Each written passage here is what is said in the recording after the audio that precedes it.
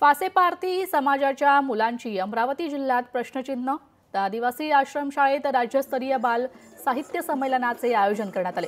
आदिवासी फासेपारधी आश्रमशाळेमध्ये राज्यातील पहिलं राज्यस्तरीय बाल साहित्य संमेलन होतंय। मंगरुळ चव्हाळा या गावात ग्रंथदिंडी आणि शोभायात्रा काढून या संमेलनाची खऱ्या अर्थाने सुरुवात झाली आहे। या 2 दिवसीय बाल साहित्य संमेलनात राज्यातील विविध ठिकाणाहून बाल साहित्यिक सहभागी झाले। लहान लहान मुलं त्यांच्या कविता कथा सादर करणार आहेत। माझी मुलाखत, अजून माझ्यासारख्या ज्येष्ठ लोकांची मुलाखत, मी तरी एक सामान्य कवी आहे, माझ्यापेक्षा जे प्रगल्भ लोक आहेत त्यांची सुद्धा मुलाखत ही लहान लहान मुलं घेणार आहेत। आणि हा साहित्याचा वसा आणि वारसा अविरतपणे पुढे चालवण्यासाठी त्यांना प्रेरणा मिळणार आहे।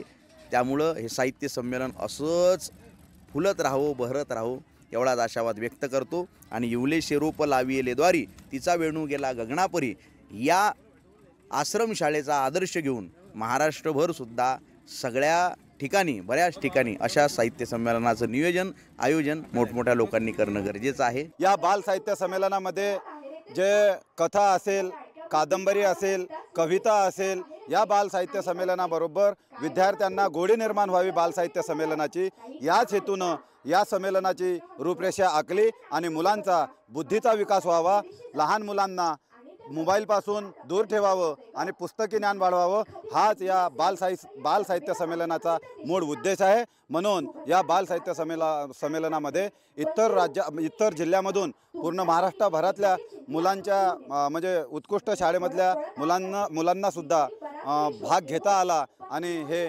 नाविन्यपूर्ण एक कार्यक्रम बाल साहित्य संमेलनाचं आयोजन करण्यात आलेलं आहे। लोकशाही मराठी ऐका, पहा, जागरूक रहा।